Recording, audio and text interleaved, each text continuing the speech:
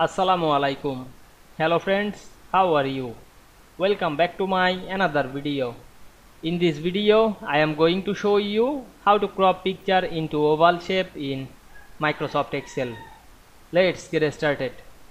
At first, you have to open your Excel workbook, then go to the Insert menu. Select the Shapes drop down menu, choose the oval shape and draw the oval to this sheet. Now I am select the shape and go to the Shape Format menu. Choose the shape fill and select picture. Then choose picture from our file. Now I am select the image, click insert. Now we want to crop the image into this shape. Select the shape and go to the picture format menu. Select the crop option and we can see here the picture ratio.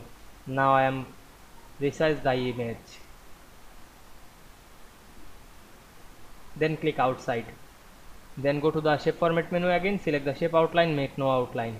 Now we can see we crop picture into oval shape very easily.